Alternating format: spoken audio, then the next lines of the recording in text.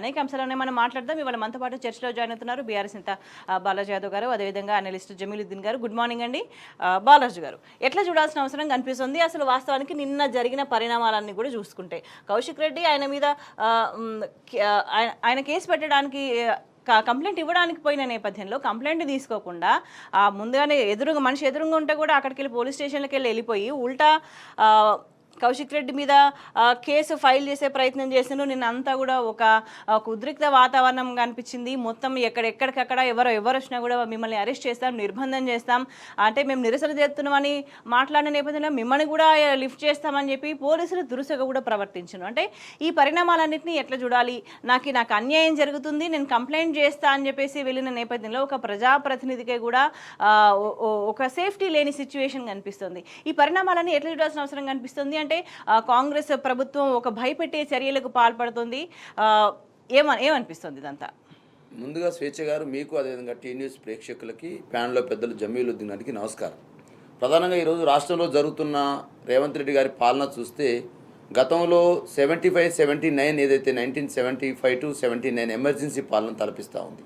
ఇలా మాట్లాడితే కేసు, ప్రశ్నిస్తే కేసు, మరి మీరు ఎందుకు పనిచేస్తలేరంటే కేసు, మీరు ఇచ్చిన హామీలు ఎందుకు అమలు చేస్తలేరంటే కేసు, జర్నలిస్టులపైన కేసులు, విద్యార్థులపైన కేసులు, నిరుద్యోగులపైన లాఠీ చార్జ్, గ్రూప్ 1 ఉద్యోగాల సంబంధించి ఏదైతే జీవో తీసుకొచ్చారో ఆ జీవో అసమర్థంగా ఉంది, అసంబద్ధంగా ఉంది, ఇది బీసీలకు, ఎస్సీలకు, ఎస్టీలకు, మైనార్టీలకు నష్టం చేకూరుస్తుంటే అశోక్ నగర్లో లాఠీ చార్జ్.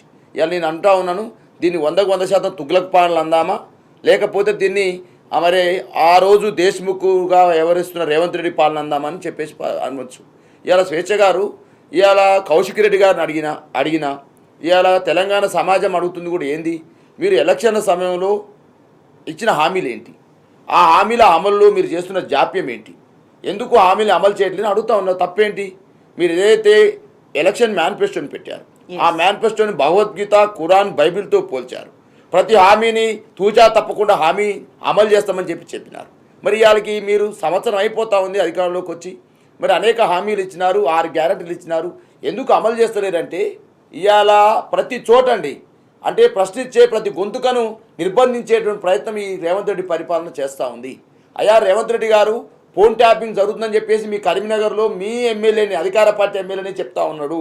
సిఐకి ఒక ఏసీపీకి మధ్యన సంభాషణ జరిగింది, ఆ సంభాషణలో ఇది జరిగిందని చెప్పేసి మీ కరీంనగర్ ఎమ్మెల్యేనే బహిరంగంగా చెప్పిన సందర్భాన్ని గుర్తు చేస్తూ ఉన్నాం.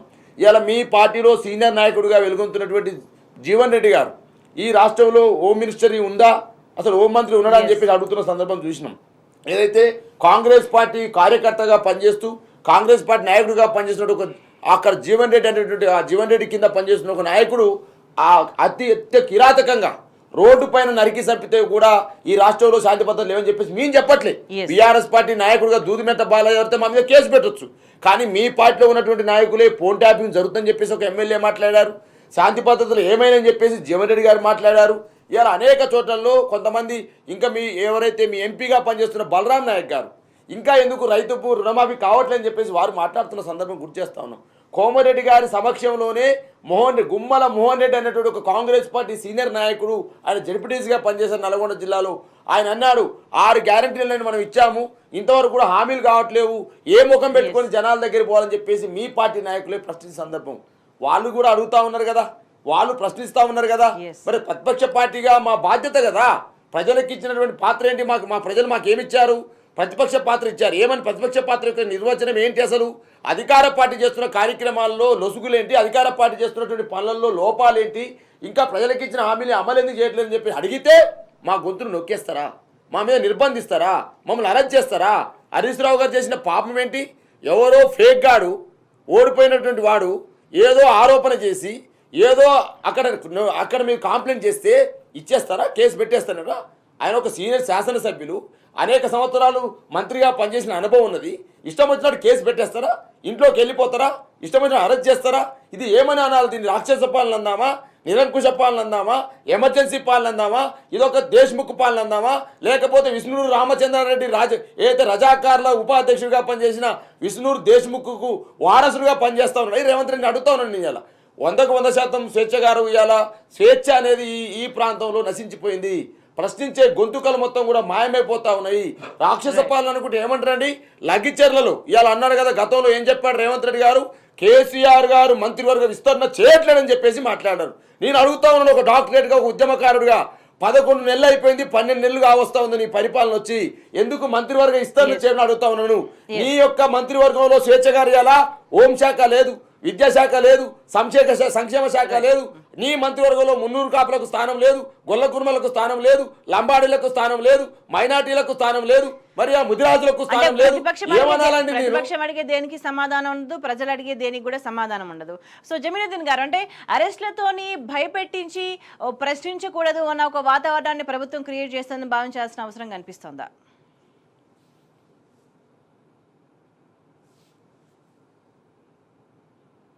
స్వేచ్ఛ గారికి, బాలరాజ్ యాదవ్ గారికి, అదేవిధంగా టీ న్యూస్ ప్రేక్షకులకు అందరికి కూడా నమస్కారం అండి. ఈరోజు డిసెంబర్ 6 మన రాజ్యాంగ రూపశిల్పి డాక్టర్ బాబాసాహెబ్ అంబేద్కర్ గారి వర్ధంతి సందర్భంగా వారికి మనస్ఫూర్తిగా నివాళులు అర్పించుకుంటూ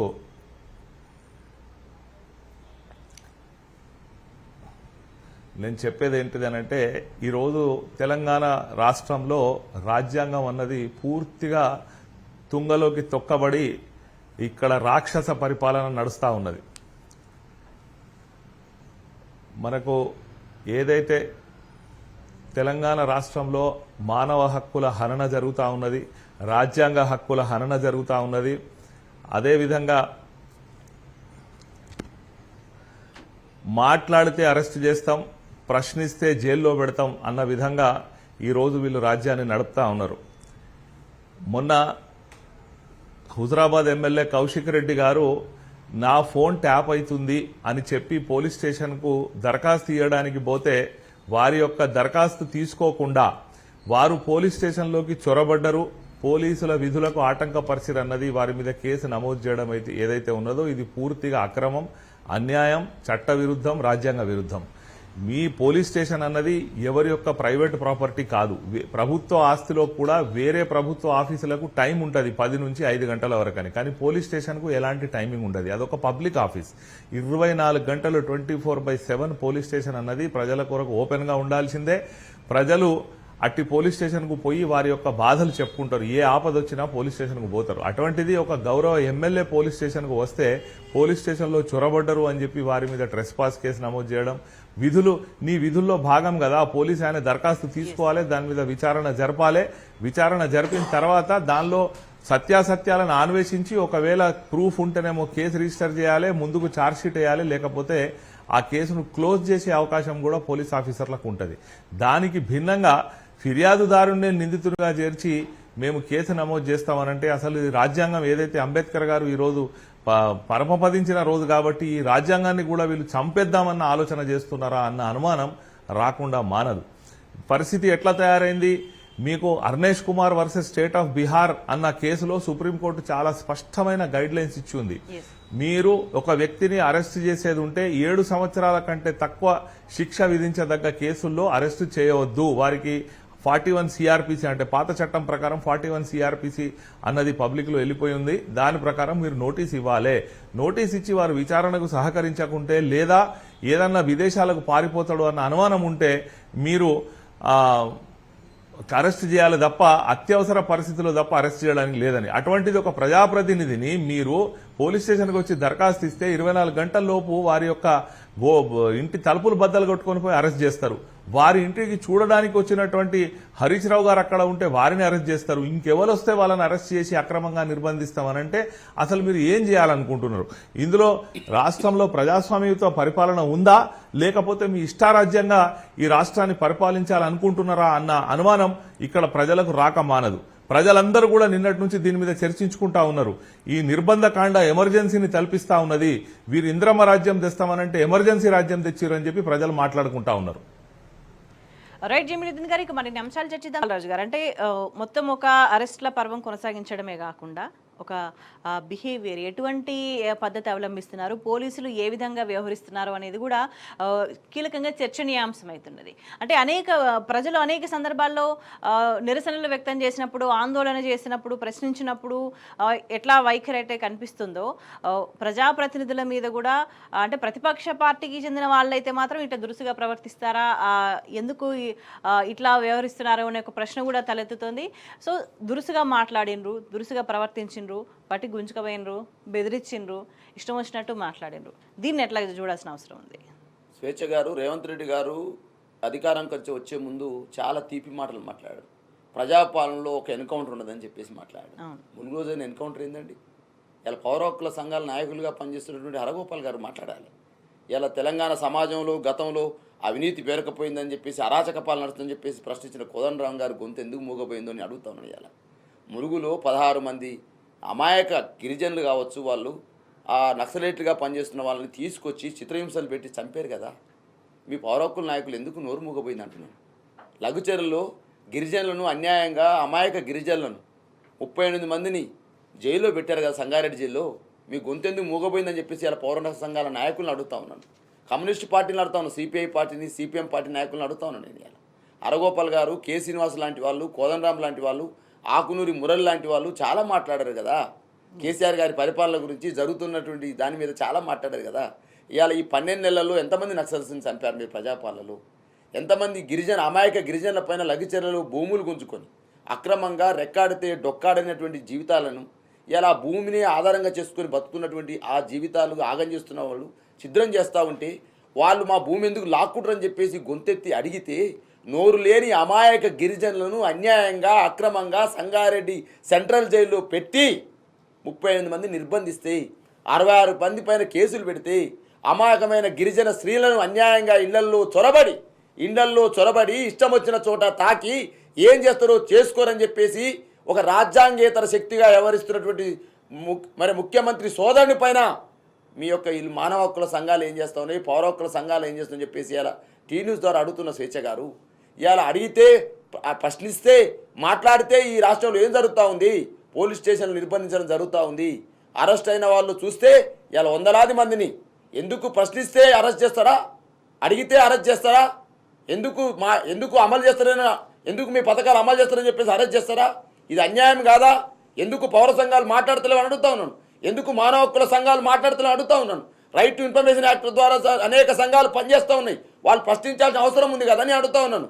ఇవాళ అంబుజా సిమెంట్ పేరుతోటి రామన్నపేటలో అమాయక రైతుల యొక్క భూముల్ని, 23 గ్రామాలు ఉన్న రైతుల యొక్క భూముల్ని అన్యాయంగా గుంజుకుంటే మా బతుకులు ఆగమవుతున్నామంటే రామన్నపేట పోయి ఎవరు మాట్లాడరే? ఇవాళ ములుగు పోయి ఎవరు మాట్లాడరే? లగిచర్ల పోయి ఎవరు మాట్లాడరే? ఇవాళ హైడ్రా పేరుతోటి అమాయక పేద ప్రజల యొక్క భూముల్ని, ఇళ్లను గుంజుకొని వాళ్ళ ఇళ్లను కూలగొట్టి బతుకమ్మ పండుగ, దసరా పండుగ, దీపావళి పండుగ లేకుండా చేసి వాళ్ళ బతుకుల్ని రోడ్డు మీదకి ఈడిస్తే ఒక్క పౌర హక్కు సంఘం మాట్లాడరే? నేను అడుగుతా ఉన్నా. ఇవాళ ఒక డాక్టరేట్గా, ఒక విద్యార్థి నాయకుడిగా తెలంగాణ ఎందుకు తెచ్చుకున్నాం మనము? ఏ ప్రయోజనాల కోసం తెచ్చుకున్నాము? ఏ హక్కులు కాపాడాలని తెచ్చుకున్నాము? ఉమ్మడి ఆంధ్రప్రదేశ్లో మా హక్కులు కాలరాయబడుతున్నాయని చెప్పేసి, ఉమ్మడి ఆంధ్రప్రదేశ్లో మా నీళ్లు పోతున్నాయని, మా నిధులు పోతున్నాయని, నియామకాలు పోతున్నాయని చెప్పేసి ఆ రోజు ఆవేదనతో ఆందోళన చేసి అనేక రకాల నిర్బంధాలు ఎదుర్కొని తెలంగాణ రాష్ట్రం తీసుకొస్తే ఇలా కుక్కలు చింపిన ఇస్తారులాగా ఈ రేవంత్ రెడ్డి సర్కార్ చేస్తూ ఉంటే ఎందుకు మూగపోయినాయి కొన్ని గుర్తులు అడుగుతా ఉన్నాను. ఇలా అమాయక విద్యార్థులే కాదు, విద్యార్థులు ఇష్టపడితే కోరుతా ఉన్నారు. హాస్టల్లో స్వేచ్ఛ గారు 1022 గురుకుల పాఠశాలను కేసీఆర్ గారు విద్య అనేది రావాలి ఎస్సీ ఎస్టీ బీసీ మైనార్టీ వర్గాలకు, విద్యాదారనే ప్రగతి సాధ్యమని చెప్పేసి ఆ రోజు మహాత్మా జ్యోతిరావు పూలే చెప్తే ఆ విద్యను ఈ పేద వర్గాలకు అందించాలని ఇలా మైనార్టీలు కావచ్చు, ఎస్సీలు కావచ్చు, ఎస్టీలు కావచ్చు, బీసీల కోసం 1022 గురుకుల పాఠశాలలు స్థాపిస్తే ఆ గురుకుల పాఠశాలలో సుమారు 888 మంది విద్యార్థులు అస్వస్థకు గురైన ఈ 12 నెలల్లో 48 మంది విద్యార్థులు నెలకు 2 చొప్పున పాము కాటుతోటో, అస్వస్థతతోటో, విషాహారం తినో ఇవాళ చనిపోతున్న సందర్భం గుర్తొస్తా ఉంది. ఆటో కార్మికులు ఇవాళ రెక్కాడితే డొక్కాడిన ఆటో కార్మికుల జీవితాలు ఆగమై సుమారు 20 నుంచి 30 మంది చనిపోయిన సందర్భం చూస్తా ఉన్నాం. 29 మంది చేనేత కార్మికుల చనిపోయిన సందర్భం చూస్తా ఉన్నాం. 521 మంది రైతులు చనిపోయిన సందర్భం చూస్తా ఉన్నాం. అంటే ఇట్లా అనేక వర్గాల ప్రజలు ఇబ్బంది పడుతున్నారు, వాళ్ళంతా ఆందోళన చేస్తున్నారు. అయితే హరీష్ రావుని అరెస్ట్ చేసి పిఎస్కి తీసుకుపోయిన నేపథ్యంలో అక్కడ సిబ్బంది కూడా మాకు సమస్యలు ఉన్నాయి, మా పరిస్థితి ఇట్లా ఉంది అని చెప్పుకుంటున్న ఒక దారుణమైన సిచ్యువేషన్ ప్రభుత్వం కల్పించింది. ఎట్లా చూడాలి? స్వేచ్ఛ గారు, నేను బంజారాస్ పిఎస్కి వెళ్ళాను. బంజారాస్ పిఎస్కి వెళ్తే ఒక కానిస్టేబుల్, పేరు చెప్పకూడదు, వాళ్ళు అందులో పనిచేస్తున్న కానిస్టేబుల్ మా దగ్గరకు వచ్చి, సార్ మా గతంలో కేసీఆర్ గారు ఉన్నప్పుడు మా మెయింటెనెన్స్ ఖర్చులు ఇచ్చేది పోలీస్ స్టేషన్లను మెయింటైన్ చేయడం కోసము, ఆ నిధులు కూడా ఇవ్వట్లేరు.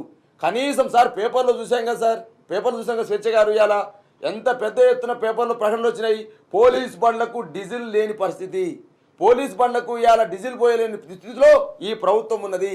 ఇవాళ హాస్టళ్లలో పేద విద్యార్థులకు అన్నం పెట్టలేని పరిస్థితి ఉన్నది.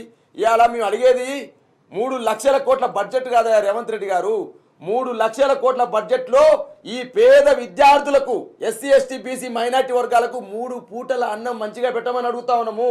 గతంలో మేము ఎస్ఎఫ్ఐలో పనిచేసినప్పుడు విద్యార్థి సంఘం నాయకుడిగా 25 ఏళ్ల కింద పనిచేసినప్పుడు మేము అనేది ఏమున్నది, హాస్టల్లో బతుకులు, నీళ్ళచారు, పురుగులన్నం అని చెప్పేసి నిరంతరం మాట్లాడేవాళ్ళం. అదే నీళ్ళచారు గతంలో కేసీఆర్ గారు చెప్పారు ఎలక్షన్ సమయంలో, కాంగ్రెస్ పాలన వస్తే ఏమొస్తుందా అంటే గిదే వస్తుందని చెప్పినాడు. ఏమని, మళ్ళా దరఖాస్తులు పట్టుకొని ఆఫీసులు తిరిగే రోజు వచ్చింది. ఇవాళ దరఖాస్తు పట్టుకు తిరుగుతూ ఉన్నారు కదా, రుణమాఫీ కావాలని పెద్ద ఎత్తున ప్రకటన చేశారు. రుణమాఫీ అయిపోతుంది 2 లక్షలు అని చెప్పేశారు. ఇవాళ సోమిరెడ్డి అనే రైతు ఏదైతే పాలకుర్తి కాన్ఫరెన్స్లో నిన్ననే ఫోన్ చేశాడు, ఆయన కూడా కాంగ్రెస్ అభిమాని, నేను అడుగుతా ఉన్నాను. ఆయన చెప్పాడు, సార్ 2 లక్షల రుణమాఫీ మేము ఉన్నది, ఆ 2 లక్షల రుణమాఫీ కాలేదు, మేము ఇంకా బ్యాంకుల చుట్టూ తిరుగుతా ఉన్నాం. బ్యాంకు దగ్గర పోతేనేమో మాకు ప్రభుత్వ గైడ్లైన్స్ లేదంటున్నారు, ప్రభుత్వం ఏమో మాకు రుణమాఫీ అయిపోయిందని చెప్పేసి రేవంత్ రెడ్డి గారు టీవీ ప్రకటన చేస్తా ఉన్నారు. అగమ్య గోచరంగా తయారైంది. మేము ప్రభుత్వ కార్యాలయాల చుట్టూ ఇవాళ సర్టిఫికెట్లు పట్టుకొని, మా బ్యాంకు ఖాతాలను పట్టుకొని, ఆధార్ కార్డులు పట్టుకొని, మా కుటుంబ సభ్యులను తీసుకొని పోవాల్సిన దుస్థితి ఈ కాంగ్రెస్ పార్టీ పాలనలో మొదలైందని చెప్పేసి ఇలా మాట్లాడుతున్న తీరు చూసినాం. ఇవాళ హాస్టల్లో విద్యార్థులండి, నిన్నగాక మొన్న పిఏపల్లిలో మోడల్ స్కూల్లో విద్యార్థినిలు అస్వస్థకు గురైనారు. నారాయణపేట జిల్లాలో అస్వస్థతకు గురైనారు. ఇలా ఎక్కడ చూసినా హాస్టల్లో పురుగులన్నం కనపడతా ఉంది. ఇవే కళ్ళ ముందు కనిపిస్తున్నా, ఇవేమి నిజం కాదు, మేం చెప్పిందే నిజం అనే విధంగా ప్రభుత్వం వ్యవహరిస్తుంది. సమీక్ష చేశారా? ఇవాళ అడుగుతా ఉన్నాను. 888 మంది అస్వస్థతకు గురైతే, సుమారు 48 మంది పేద విద్యార్థులు చనిపోతే, ఇంతవరకు గురుకుల పాఠశాల మీద కానీ, మోడల్ స్కూల్స్ మీద కానీ, ప్రభుత్వ పాఠశాల మీద ఒక్క సమీక్ష చేశారా? విద్యాశాఖ మంత్రిగా వ్యవహరిస్తున్నటువంటి ముఖ్యమంత్రి రేవంత్ రెడ్డి గారే దీనికి బాధ్యత వహించాలంటూ స్వేచ్ఛ గారు. కానీ ఆయన బాధ్యత రహితంగా వ్యవహరిస్తున్న సందర్భాలు చాలా క్లియర్ గా కనిపిస్తున్నాయి. జమలుద్దీన్ గారు, అంటే ఒకవైపు ఇట్లా అరెస్ట్ల పర్వాన్ని కొనసాగిస్తూ, అంటే ఒకళ్ళు ప్రశ్నిస్తే మేము అరెస్ట్ చేస్తాము, అంటే ఎవరు ప్రశ్నించినా అరెస్ట్ చేస్తాం కాబట్టి, కేసులు పెడతాం కాబట్టి, జైళ్లలో పెట్టే పరిస్థితి క్రియేట్ చేస్తాం కాబట్టి, మీరు భయపడాలి, మేమేం చేసినా మీరు భయపడతానే ఉండాలి, భరించాలి అనే ఒక పద్ధతిలో ప్రభుత్వం వెళ్తున్న పరిస్థితి కనిపిస్తుందని భావించాలి. ఎందుకంటే సాక్షాత్తు ముఖ్యమంత్రి కుటుంబానికి సంబంధించి సోదరుడు మమ్మల్ని వేధింపులకు గురి చేస్తున్నారు, వాళ్ళ బ్రదర్స్ మమ్మల్ని హెరాస్ చేస్తున్నారు, అందుకే ఆత్మహత్య చేసుకుంటున్నా అని చెప్పినా వాళ్ళ మీద కేసులు ఉండవు, వాళ్ళ మీద చర్యలు ఉండవు.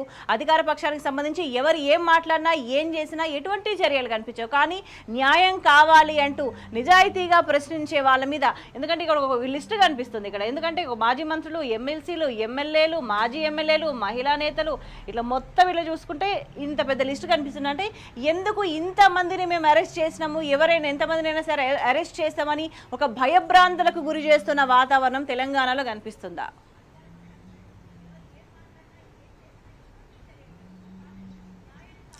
చట్టం అధికార పార్టీ నాయకులకు చుట్టంగా మారింది ఈ కాంగ్రెస్ ప్రభుత్వంలో అని చెప్పక మానదు. ఎందుకు అనంటే ఈరోజు రేవంత్ రెడ్డి గారు తీవ్రమైన ఫ్రస్ట్రేషన్కు లోనై ఉన్నారు. రేవంత్ రెడ్డి గారు ప్రాబ్లం ఏమైపోయింది అనంటే, వారు అధికారంలోకి రావాలి అన్న ఏకైక యావతో అసలు మనం ఏం చేయగలుగుతాం, మనం ఏం చేయలేమన్నది ఏది ఆలోచించకుండా ఇష్టం ఉన్నట్టు 420 హామీలు ఇచ్చారు. ఒకవైపు ప్రజల్లోకి పోయే పరిస్థితి లేదు. మీరు గమనించవచ్చు, మొన్న నాకు ఒక మిత్రుడు అడుగుతా ఉన్నాడు, ఏమన్నా బీఆర్ఎస్ ప్రభుత్వం ఉన్నప్పుడు మంత్రులు వచ్చి గ్రామాలలో మీటింగులు పెట్టేది, ఏ ఒక్క మంత్రి కూడా ఒక గ్రామానికి పోయి వారి యొక్క నియోజకవర్గంలో కూడా మీటింగ్ పెట్టే పరిస్థితి లేదు అంటే, నేను చెప్పిన ఆ మంత్రులకు ఈటింగే సరిపోతలేదా, కమిషన్లు వాళ్ళు మీటింగ్లు ఎక్కడికి వెళ్ళి పెడతారు అని చెప్పి. అంటే వీళ్ళు గ్రామాల్లోకి వస్తే ప్రజలు నిలదీస్తా ఉన్నారు, మాకు తులం బంగారం ఇస్తామన్నావు ఏమైంది, ముఖ్యంగా మహిళలు తిరగబడతా ఉన్నారు, మాకు 2500 నువ్వు మహాలక్ష్మి పథకం అని పెట్టి ఇస్తాను అది ఏమైంది, మా పెన్షన్లు 4000 చేస్తాను అవి ఏమైంది అని చెప్పి ఇట్లా నిలదీసేసరికి ఈ మంత్రులు, మంత్రివర్గము, ముఖ్యంగా ముఖ్యమంత్రి వీళ్ళందరూ కూడా ఫ్రస్ట్రేషన్ కు లోనైతున్నారు. వాస్తవంగా మంత్రులు కానీ ముఖ్యమంత్రులు కానీ ప్రమాణ స్వీకారం చేసినప్పుడు వాళ్ళతో ప్రమాణం చేపిస్తారు, మేము రాగద్వేషాలకు అతీతంగా ఈ రాజ్యాన్ని వెళ్తాం పనిచేస్తామని చెప్పి. ఇవాళ పూర్తి ద్వేషంతో నిండే ముఖ్యమంత్రి గారు ఈ పరిపాలన కొనసాగిస్తూ కనిపిస్తా ఉన్నది. వారికి నరనరాన ఈ ఫ్రస్ట్రేషన్ కనిపిస్తుంది. ప్రతిపక్ష నాయకుల గొంతు నొక్కితే ఎస్ 100%. అయితే వాళ్ళు ఏ విధంగా ప్రవర్తించినా, వాళ్ళు ఎలాంటి ఆదేశాలు ఇచ్చినా దీనిలో కొంచెం ఇంగితంతో పనిచేయాల్సింది ఎవరు అని అంటే పోలీస్ అధికారులు. ఎందుకంటే ఈ పార్టీలు ప్రభుత్వాలు వస్తుంటాయి పోతుంటాయి, కానీ ఈ ఐఏఎస్ ఐపీఎస్ అధికారులు కానీ ఆ తర్వాత గ్రూప్ 1 అధికారులు కానీ, అంటే ఏసీపీ అంటే గ్రూప్ 1 అధికారి, వీళ్ళందరూ కూడా చట్టానికి లోబడి పనిచేయాలి. ఎందుకంటే వీళ్ళకు కూడా రాగద్వేషం ఉండడానికి లేదు, వీళ్ళు చట్ట పరిధిలో పనిచేయాలి. కానీ మనం గత కొద్ది రోజుల నుంచి జరుగుతున్నటువంటి ఈ కేసుల తంతును చూసినట్టయితే గతంలో ఇప్పుడు బీఆర్ఎస్ సోషల్ మీడియా ఇన్ఛార్జ్ గా ఉన్నటువంటి దినేష్ రెడ్డి గారిపై కూడా 4-5 కేసులు పెట్టి వారిని అరెస్ట్ చేసి రిమాండ్ చేసే ప్రయత్నం చేశారు. ఎన్నిసార్లు రిమాండ్ చేసే ప్రయత్నం చేసినా అక్కడికి పోయిన తర్వాత మెజిస్ట్రేట్ లో రిమాండ్ రిజెక్ట్ చేశారు. ఈ రిమాండ్ రిజెక్ట్ కావడం అనంటే వీళ్ళు సిగ్గుతో చచ్చిపోవాల్సిన పరిస్థితి.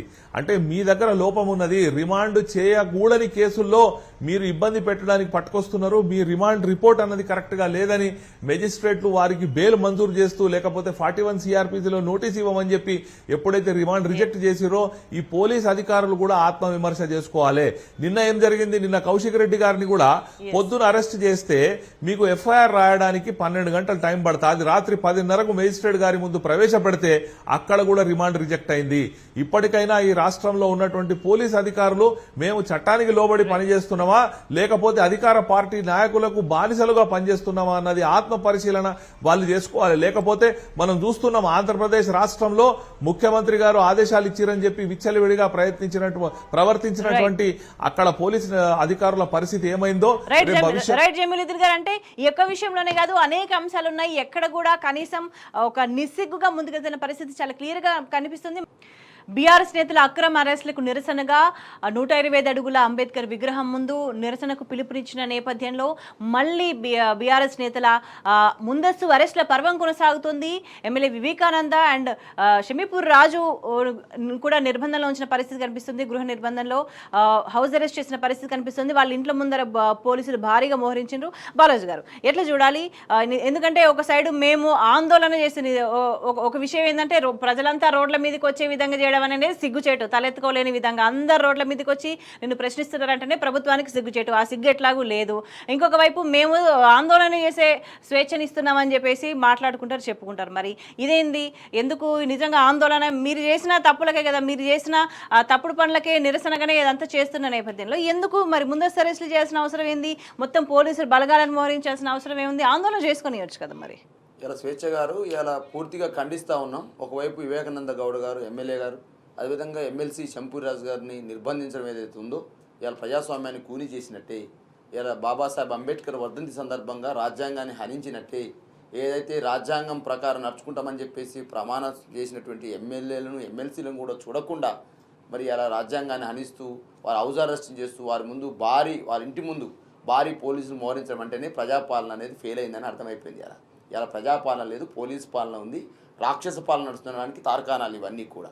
ఇవాళ డాక్టర్ బాబాసాహెబ్ అంబేద్కర్ యొక్క విగ్రహాన్ని 125 అడుగుల విగ్రహాన్ని ఇవాళ ప్రపంచానికి దేశానికే తలమానికంగా నిర్మించింది కేసీఆర్ అయితే ఇలా అదే విగ్రహానికి కనీసం పూలు కూడా పెట్టకుండా, కనీస నివాళులు అర్పించకుండా, కనీసం దానికి కనీస వసతులను ఏర్పాటు చేయకుండా వచ్చే సందర్శకుల కోసం కావచ్చు, వచ్చే అంబేద్కరిస్టుల కోసం కావచ్చు, వచ్చే బుద్ధిస్టుల కోసం కావచ్చు, వచ్చే చూసేటువంటి సామాన్య జనం కోసం కూడా కనీసం ఆ గేట్లు తాళాలు తీసి కనీసం ఆ పరిసర ప్రాంతాలని ఊడ్చకుండా, కనీసం ఆ వర్ధంతి జయంతి రోజు కూడా గేటు తాళాలు తీయకుండా, కనీసం నివాళులు అర్పించకున్నటువంటి ఒక దగుర్బాజీ సర్కారు ఈ రేవంత్ రెడ్డి గారి నాయకత్వంలో తెలంగాణలో సాగుతుందంటేనే నేను అడుగుతా ఉన్నానండి. 125 అడుగుల విగ్రహాన్ని పట్టించుకోకుండా మరి అదే అంబేద్కర్ సచివాలయంలో డాక్టర్ బాబాసాహెబ్ అంబేద్కర్ పేరుతోటి కేసీఆర్ గారు నిర్మించినటువంటి సచివాలయంలో కూర్చొని పరిపాలన సాగిస్తున్నాం, ప్రజాపాలన చేస్తున్నాం అంటే ప్రజలు నమ్ముతారా స్వేచ్ఛ గారు? ఇలా 100% ఒకవైపు ఏమో అంబేద్కర్ విగ్రహాన్ని పట్టించుకోరు, ఒకవైపు ఏమో తెలంగాణ తల్లి రూపురేఖలు మారుస్తామని చెప్పి ఇల్లు కేంద్రంగా ఇంట్లోనే పరిపాలన సాగిస్తున్నాడు కదా ముఖ్యమంత్రి. ఆ ఇంట్లో ఉండి డాక్టర్ బాబాసాహెబ్ అంబేద్కర్ యొక్క ఇంట్లో ఉండి ఇలా సచివాలయానికి పేరు పెట్టింది డాక్టర్ బాబాసాహెబ్ పేరు. ఆ పేరుతో ఉన్నటువంటి ఇంట్లో నుంచి పరిపాలన కొనసాగిస్తూ 125 విగ్రహాన్ని పట్టించుకొని ఒకవైపు అయితే ఆ ఇంటి ముందు ఇలా కాంగ్రెస్ రూపంలో కనిపించే తెలంగాణ తల్లి విగ్రహాన్ని పెట్టే ప్రయత్నం చేస్తూ ఉన్నారు. ఎక్కడైతే తెలంగాణ తల్లిని ప్రతిష్ఠింపాలని చెప్పేసి కేసీఆర్ గారు ఆలోచన చేస్తే ఆ ప్రాంతంలోనే రాహుల్ గాంధీ విగ్రహం పెట్టారు, రాజీవ్ గాంధీ విగ్రహం పెట్టారు. మళ్ళీ దానికి ఎదురుగా ఇలా కాంగ్రెస్ పార్టీ ప్రతిమ రూపంలో ఉండే విధంగా ఒకవైపు చేయి హస్తం రూపు, ఒకవైపు ఏమో చేయి జాపుతూ నాకు అనిపిస్తూ ఉంది. కాంగ్రెస్ పార్టీ ఏం కోరుకుంటుంది అంటే తెలంగాణ రూపంలో ఒకవైపు పైసలను గుంజుకుంటాం, ఒకవైపు హస్తం పార్టీకి ఇస్తామని గుర్తించేటట్టు చెప్తున్నారో నాకు అర్థమవుతా ఉంది. ఇవాళ బతుకమ్మ వాస్తవానికి ఆ రోజు అనేక మంది మేధావులు, అనేక మంది కళాకారులు, అనేక మంది ప్రొఫెసర్లు అందరూ కూడా కూడుకొని తెలంగాణ తల్లి ప్రతిమను తయారు చేశాం. తెలంగాణ తల్లి రూపం అంటే కేసీఆర్ గారు తయారు చేసిందని వీళ్ళు అనుకుంటారు, పిచ్చు సన్నాసులు. వాస్తవానికి తెలంగాణ తల్లి రూపం తెలంగాణ ఉద్యమ సమయంలోనే రూపం కాల్చుకుంది. అనేక మంది కళాకారులు, బిఎస్ రాములు గారు కావచ్చు, బీవీఆర్ చారి గారు కావచ్చు, అదేవిధంగా ఆ రోజు ప్రజాతంత్ర పేపర్కు దేవులపల్లి అజయ్ గారి నాయకత్వంలో నడుస్తున్నటువంటి ఏదైతే ఆ పేపర్ ఉందో ఆ రోజే పత్రికా కథనాల్లో పెయిన్ పంటలు ప్రజాతంత్రంలో వచ్చిన సందర్భాన్ని గుర్తు చేస్తా ఉన్నా. దానికి ప్రొఫెసర్ గంగాధర్ గారు అనేలాంటి మేధావులు, కేసీఆర్ గారు 3 నుంచి 4 రోజులు తెలంగాణ ఉద్యమ సమయం నుంచి మరి తెలంగాణ తల్లి రూపం ఎట్లా ఉండాలని ఆలోచన చేసి ఇవాళ తెలంగాణ తల్లికి రూపం ఇచ్చి ఒకవైపు బతుకమ్మ చేతిలో పెట్టుకొని, అదేవిధంగా మొక్కజొన్న కంకులు ఇంకో చేతిలో పెట్టుకొని, అదేవిధంగా గద్వాల మరియు అదేవిధంగా పోచంపల్లి చేనేత చీరను కట్టుకొని, అదేవిధంగా జరి అంచును దానికి ఉంచి వారి కరీంనగర్ మెట్టెల్ని కాలికి తొడుక్కొని ఒక దేవతామూర్తి లాగా కిరీటాన్ని పెట్టుకొని ఆ కిరీటంలో కోహినూరు వజ్రాన్ని ప్రతిబింబే విధంగా కోహినూరు వజ్రాన్ని పెట్టి ఇంత గొప్పగా విగ్రహాన్ని తయారు చేస్తే తెలంగాణ తల్లి రూపం మారుస్తుంది, తెలంగాణ అధికార చిహ్నాన్ని మార్చుతున్నటివి. తెలంగాణ అధికార చిహ్నంలో ఇలా ఐకానిక్గా ఉన్నటువంటి ఏదైతే వారసత్వ సంపదగా వర్ధిల్లుతున్నటువంటి చార్మినారు తీసేస్తేవి, కాకతీయ కళాతోరణాన్ని తీసేస్తేవి, తీసుకొచ్చి ఏది పడితే అది పెడుతుంది. ఇలా మేడం ఇలా నేను అంటా ఉన్న మార్పు వచ్చింది, కాంగ్రెస్ వచ్చిందంటే ఏం మార్పు వచ్చిందంటే తెలంగాణ తల్లి రూపంలో మార్పు వచ్చింది, తెలంగాణ అధికారిక చిహ్నంలో కాకతీయ కళాతోరణాన్ని తీసే మార్పు వచ్చింది, చార్మినారు తొలగించే మార్పు వచ్చింది, ఇలా పేదల ఇల్లు కూలగొట్టే మార్పు వచ్చింది. ఇవాళ గీతాన్ని మేడం ఇవాళ ఒక వెస్ట్రన్ మ్యూజిక్ని దానికి జోడించి తెలంగాణ గీతాన్ని కూడా మార్పు తీసుకొచ్చిన సందర్భం గుర్తు చేస్తూ ఉన్నాం. జయ హే జయ హే తెలంగాణ అంటే ఆ అందశ్రీ గొంతుతోటి తెలంగాణ పల్లెల్లో పాఠశాలలో చదువుకున్న సందర్భం చూసినాం, పాడిన సందర్భాన్ని చూసినాం. కానీ దానికి ఒక వెస్ట్రన్ మ్యూజిక్ని తీసుకొచ్చి ఇవాళ తెలంగాణ గీతాన్ని మార్చుతుంది, తెలంగాణ తల్లి రూపాన్ని మార్చుతుంది, తెలంగాణ అధికార చిహ్నాన్ని మార్చుతుంది. ఇవాళ తెలంగాణ సంబంధించి ఇవాళ తంగేడు పూలు, అదేవిధంగా జమ్మి వృక్షము, అదేవిధంగా పాలపిట్ట, మరి ఇవన్నీ కూడా మారుతారేమని భయమైతా ఉంది. అసలు రాష్ట్ర అధికార చిహ్నాలు కూడా ఏం తెలుసో తెలియదో నాకు అర్థం కావట్లేదు. స్వేచ్ఛ గారు రాష్ట్ర అధికార చిహ్నాలు అంటే కేసీఆర్ గారి నాయకత్వంలో ఆ రోజు తెలంగాణ కోసం పనిచేసినటువంటి అనేక మంది సాంస్కృతిక కళాకారులు కావచ్చు, ఉద్యమకారులు కావచ్చు, మేధావులు కావచ్చు, ప్రొఫెసర్లు కావచ్చు, రచయితలు కావచ్చు, అనేక మంది మేధోమదనం చేస్తే ఈ రాష్ట్రంలో అధికారిక చిహ్నం అనేది వచ్చింది. అయితే బాలాజీ గారు అంటే సమైక్య రాష్ట్రంలో తెలంగాణ సంస్కృతి కావచ్చు, సంప్రదాయాలు, పద్ధతులు, భాష వీటన్నిటికి సంబంధించి వివక్షను మనం చూసినాం. దశాబ్దాల కింద కూడా మనం చూసినాము. మనం పనిచేసే చోట కావచ్చు, ఇంకెక్కడికి వెళ్ళినా కూడా మనం మన భాష ఇట్లా మాట్లాడుకోలేని ఒక స్థితిని అని మనం గమనించినాము. నిజంగా సినిమాలలో కూడా ఒక వివక్ష ఉన్న స్థితిని కూడా గమనించినాము. కానీ ఒక మార్పు కనిపించింది. బతుకమ్మ పండుగ చేసుకుంటున్నారు అని అంటే దాన్ని కూడా ఓ బతుకమ్మ చేసుకుంటారు అనే ఒక చిన్నతనంగా చూసిన పరిస్థితి కూడా చూసినాము. ఇట్లాంటి మాటలు నేను ఉస్మాన్ షీట్లో చదువుకుంటప్పుడు తెలంగాణ ఉద్యమం చేసేటప్పుడు మనం ఏదైనా మాట్లాడితే తెలంగాణ భాష మాట్లాడుతున్న హవేలు చేసిన వాళ్ళు ఉన్నారు. ఇవాళ తెలంగాణ ఎడ్డోళ్ళు గుడ్డోళ్ళు వీళ్ళకి ఏం తెలియదు అన్నారు, తిండి నేర్పించింది వీళ్ళని చెప్పేసి అహేళన చేసినారు. వీళ్ళకి భాష మాట్లాడాలని చెప్పేసి తెలంగాణ భాష సినిమాలలో మీరు చేర్చగలిగిన అనేక సందర్భాల్లో నేను బాధతో చెప్పిన తెలంగాణ భాషను సినిమాలలో వాళ్ళకు ఉపయోగించేదని అమరీష్ పురి, తనికెళ్ళ బర్ని ఏమన్నా కిరికిరి చేస్తున్నావా, చెండాలు తీస్తా అనేటువంటి తెలంగాణ భాషను విలన్లకు ఉపయోగించేదండి.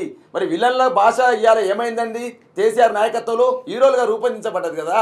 ఒక హీరో సంబంధించినటువంటి ఎవరైతే దేవరకొండ విజయ్ కావచ్చు, ఇవాళ మీరు చూడండి జాతిరత్నాలు అనే సినిమా కావచ్చు, పెళ్లి చూపులు అనే సినిమా కావచ్చు, అదేవిధంగా అనేక సినిమాలలో ఇలా తెలంగాణ భాష హీరోని చేసింది కేసీఆర్ నాయకత్వం. అయితే మళ్ళా తెలంగాణ భాషను విలన్లుగా రూపొందించే ప్రయత్నం ఇలా రేవంత్ రెడ్డి గారు చేస్తా ఉన్నారు. అంటే ప్రయత్నం చేస్తా ఉన్నారు. ఏవైతే సాంస్కృతిక ప్రతీకలుగా ఉన్నారో వాటన్నింటినీ కూడా రేవంత్ రెడ్డి హయాంలో మళ్ళీ ఒక మాయం చేసే కుట్ర జరుగుతుందా అనే అనుమానం అయితే వస్తుందేమంటారు? 100% ఇవాళ తెలంగాణ తల్లి రూపాన్ని మార్చడంలోనే ఈ కుట్ర ఉన్నది. తెలంగాణ అధికార చిహ్నంలో కాకతీయ కళాతోరణాన్ని చార్మినార్ తొలగించడంలో ఈ కుట్ర ఉన్నది. తెలంగాణ గీతానికి వెస్ట్రన్ మ్యూజిక్ ను జోడించడంలో ఈ కుట్ర ఉన్నది. ఇవాళ అనేక సందర్భాలు చెప్తాను. ఇవాళ తెలంగాణ తల్లి సంబంధించిన రూపాన్ని అనేక సంవత్సరాలుగా తెలంగాణ ప్రజల కళల నుంచి ఏర్పడ్డదండి. తెలంగాణ ఉద్యమ సమయంలో ప్రభుత్వం లేదు కదా. తెలంగాణ తల్లి విగ్రహాల్ని ఊరు ఊరు వాడలో నిర్వహించుకున్నాం కదా, ఊరు వాడలో ప్రతిష్ఠించుకున్నాం కదా. అటువంటి తెలంగాణ తల్లి రూపం ఇలా ప్రజల చేతుల్లో ఉంటే మళ్ళా ఏం లేదు రాబాయ్, కాంగ్రెస్ పార్టీ పరిపాలనలో మళ్ళా కూడా గట్టే తెలంగాణ, ఎడి తెలంగాణ లెక్క, గుడి తెలంగాణ లెక్క ఉండాలి, పేద తల్లిగా ఉండాలి, చూపించాలనే ప్రయత్నం. ఎందుకు చెప్పనా, రేవంత్ రెడ్డి గారి యొక్క మనసత్వంలోనే బూర్జో మెంటాలిటీ ఉంది, భూస్వామ్య మెంటాలిటీ ఉంది. ఏం చెప్పాడంటే అనేక సందర్భాల్లో మా ఇంటి నుంచి వాళ్ళ పేదోళ్ళు నడుచుకుంటూ పోవాలంటే చేసుకొని పోవాలని చెప్పింది కదా. కాబట్టి తెలంగాణ ప్రజల్ని మళ్ళా పేదరికంలో నెట్టేలేకే ప్రయత్నం చేస్తా ఉన్నాడు. తెలంగాణ తల్లి రూపం ఉందాకుండా ఇలా భరతమాత ఎట్లా ఉంటుందండి, ఇవాళ కిరీటం ధరించి ఒక దేవతామూర్తి లెక్క ఉంటుంది, ఒక రాజమాత లెక్క ఉంటుంది. ముఖ్యమంత్రి ఉద్దేశాన్ని తెలంగాణ ప్రజలు చాలా క్లియర్ గా అర్థం చేసుకునే సిచ్యువేషన్ కనిపిస్తుంది. జమీలుద్దీన్ గారు, అంటే ఒకవైపు ప్రజాపాలన అంటారు, దానికి విరుద్ధంగా ఉంటారు, ప్రజలతో మాట్లాడరు, ప్రజల సమస్యలు తీర్చమని అడిగితే బెదిరిస్తారు, అక్రమంగా నిర్బంధిస్తారు, అరెస్టులు చేస్తామంటారు, ఇష్టం వచ్చినట్టుగా కూడా ప్రవర్తిస్తారు. ఇంకొక వైపు కనీసం నిరసన తెలిపే హక్కు కూడా ఉండకుండా చేస్తారు. ఇంకొక వైపు తెలంగాణ సంస్కృతి చిహ్నాలను కూడా మార్చే ప్రయత్నం చేస్తారు. వీటన్నిటిని ప్రజలు ఎట్లా అర్థం చేసుకుంటున్నారు? ఒక ఏడాది పాలన ముగిసింది, ఏడాది పాలన అయిపోయింది, అనేక సమస్యల లిస్టు మాత్రమే ప్రజల ముందు కనిపిస్తున్న నేపథ్యంలో ఈ పరిణామాలన్నింటినీ కూడా తెలంగాణ ప్రజానీకం ఎట్లా తీసుకుంటది?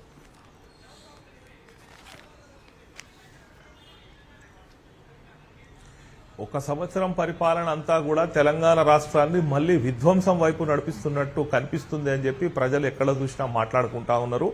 ఉర్దూలో చెప్తారు, హర్ మర్జ్ కి దవా జిందా తెలిసిమాత్ అని, అంటే ఏ రోగం వచ్చినా జిందా తెలిసిమాత్ తాగితే తగ్గిపోతుందని. అట్లా ఈ రోజు రేవంత్ రెడ్డి నేతృత్వంలోని కాంగ్రెస్ ప్రభుత్వం ఏమనుకుంటా ఉందంటే ఏ సమస్య వచ్చినా పోలీసులను ప్రయోగిస్తే ఆ సమస్య పరిష్కారం అయిపోతుంది అని చెప్పి. దానికి ప్రత్యక్ష ఉదాహరణ మనం గత సంవత్సర కాలం నుంచి చూస్తా ఉన్నాం. విద్యార్థులు, నిరుద్యోగులు నిరసన వ్యక్తం చేస్తే అశోక్ నగర్ లో హాస్టళ్లలో దొరబడి పోలీసులు అరెస్ట్ చేస్తారు. మీకు సర్పంచులు మా పెండింగ్ బిల్లులు చెల్లించాలి అని అంటే వాళ్లను అరెస్ట్ చేస్తారు. చివరికి రిజర్వ్ పోలీసు వాళ్ళు వాళ్ళ సమస్యలు ఉన్నాయని చెప్పి వాళ్ళు రోడ్డు మీదకి వస్తే వాళ్లను అరెస్ట్ చేస్తారు. వీళ్ళు అరెస్ట్ చేయండి ఎవరినండి? ఈ రోజు ఈ ప్రజా గొంతుకగా మారి ఏదైతే ప్రతిపక్ష పార్టీ తన విధి నిర్వహణలో భాగంగా, నేను ఎందుకు విధి నిర్వహణలో భాగంగా అంటున్నానంటే ప్రతిపక్షం యొక్క విధి ఇది, ప్రజల సమస్యలను బయటికి తీసుకురావాలి, ప్రభుత్వాన్ని నిలదీయాలి, ఆ ప్రభుత్వం అధికారంలోకి రావడానికి పార్టీ ఏదైతే హామీలు ఇచ్చిందో అవి అమలు చేయించే విధంగా ఒత్తిడి తెచ్చే బాధ్యత, ఆ విధి, ఆ డ్యూటీ ప్రతిపక్ష పార్టీలది. ఆ ప్రతిపక్ష పార్టీలకు డ్యూటీ చేయకుండా ఈరోజు మళ్ళీ అదే పోలీసును ప్రభుత్వం ప్రయోగిస్తా ఉన్నది. వాస్తవంగా మా విధులకు ఆటంకం పరిచిరని చెప్పి నిన్న పోలీసు వాళ్ళు హరీష్ రావు గారి మీద కానివ్వండి, మన హుజరాబాద్ ఎమ్మెల్యే గారి మీద కానివ్వండి, కౌశిక్ రెడ్డి గారి మీద కేసులు పెట్టడం కాకుండా ఇవాళ ప్రతిపక్ష పార్టీ తన విధి నిర్వహణ చేయకుండా అడ్డుకుంటున్నటువంటి ఈ సర్కార్ మీద కేసులు పెట్టాల్సిన అవసరం ఉన్నది. ఇది ఒక ప్రతిపక్షం యొక్క విధి. ఈ ప్రజలందరికీ కూడా ఏదైతే అర్థమైపోయింది, మేము ఏదో జరుగుతుంది అనుకున్నాం, ఆశపడ్డాం, కానీ మా ఆశ అంతా కూడా దురాశ అయిపోయింది. ఇవాళ ఓన్లీ అబద్ధపు హామీలు ఇచ్చి అబద్ధపు మాటలు చెప్పి మాకు మోచేతికి బెల్లం పెట్టి నాకిస్తున్నారు. ఇవాళ అధికారంలోకి వచ్చిన తర్వాత ఏ ఒక్క హామీ, ఒక్క ఫ్రీ బస్సు తప్ప ఏ ఒక్క హామీ కూడా ఈ కాంగ్రెస్ ప్రభుత్వం అమలు చేయలేదు. దాంతో పాటు ఏంది అంటే వీళ్ళు ఈ సంవత్సర కాలంలో ఏదైతే సుమారు 1,00,000 కోట్ల రూపాయలు అప్పు తెచ్చిరో ఆ అప్పు తెచ్చిన పైసలు ఏమైనాయని కూడా తెలియదు. ప్రతి ప్రభుత్వానికి ఒక ఫ్లాగ్షిప్ ప్రోగ్రామ్ ఉంటుంది, ఒక ప్రోగ్రామ్ ను ముందు పెట్టుకుంటుంది ప్రభుత్వం. ఇగో ఈ రకంగా మేము ముందుకు పోవాలంటున్నామని చెప్పి. ఈ ప్రభుత్వానికి ఒక విధి విధానాలు లేవు, వాళ్ళకు ఒక ఫ్లాగ్షిప్ ప్రోగ్రామ్స్ లేవు. ఆ తెచ్చిన అప్పు అంతా కూడా ఢిల్లీకి కప్పం కట్టడానికే సరిపోతా ఉన్నది. లేకపోతే వాళ్ళ అసమర్థీయమైన కాంట్రాక్టర్లకు కమిషన్లు తీసుకొని బిల్లులు చెల్లించడానికే సరిపోతున్నది తప్ప ఈ రాష్ట్రంలో అభివృద్ధి కుంటుపడ్డది, సంక్షేమం కుంటుపడ్డది. ఒక నిర్బంధ కాండ కొనసాగిస్తూ అరెస్టులు చేస్తాం, ఎన్కౌంటర్లు చేస్తాం బిడ్డ మాట్లాడితే అని చెప్పి బెదిరిస్తూ వీళ్ళు అది ప్రభుత్వాన్ని నడపాలనుకుంటున్నారు. ఇది ఎంతోసేపు నడవది. ఎందుకంటే ఈ తెలంగాణ సమాజం అన్నది ఇది చైతన్యవంతమైన సమాజం, ఇది ధిక్కరణతో కూడినటువంటి సమాజం. ఇక్కడ వీళ్ళ మీద ఒత్తిడి ఎంత పెంచితే అంత ధిక్కర స్వరం ఈ సమాజం వినిపిస్తుంది. ఈ నిర్బంధాలు ఇవి కొత్త కావు. ఈ పోలీసు ఇనుపబూట్ల చప్పుళ్లు తెలంగాణ పల్లెల్లో తిరగడం అన్నది కొత్త కాదు. ప్రజా తిరుగుబాటు తప్పది. ఈ ప్రభుత్వానికి తన వైఖరి మార్చుకొని ఇప్పటికైనా ప్రజా సమస్యలు ఏవైతే ఉన్నదో వాటిని సావధానంగా వినాలే, వాళ్ళు ఇచ్చినటువంటి హామీలను అమలు చేయాలి. ఈ రాగద్వేషాలకు అతీతంగా పరిపాలన చేసి రాజధర్మాన్ని పాటించినట్టయితే ఈ ప్రభుత్వానికి పేరు వస్తుంది తప్ప ఈ ప్రతిపక్షాలను అణిచివేస్తాం, వీళ్ళ గొంతు నొక్కుతామంటే మాత్రం ఇక్కడ ఉవ్వెత్తున పెద్ద ఎత్తున ఉద్యమం భవిష్యత్ కాలంలో జరుగుతుందని చెప్పి నేను అనుకుంటా ఉన్నా. రైట్ జమీలుద్దీన్ గారు, ఏదేమైనా కూడా నిర్బంధ కాండను కొనసాగిస్తే దానికి ఒక స్పందన ఎట్లా ఉంటుందో, ప్రతిస్పందన ప్రజల నుంచి ఎట్లా ఉంటుందో ప్రభుత్వం ఆల్రెడీ చవి చూస్తుందన్న అభిప్రాయం వ్యక్తమవుతుంది. చర్చలో పాల్గొన్న బాలరాజు గారికి, జమీలుద్దీన్ గారికి ధన్యవాదాలు. That's all for now. Stay tuned.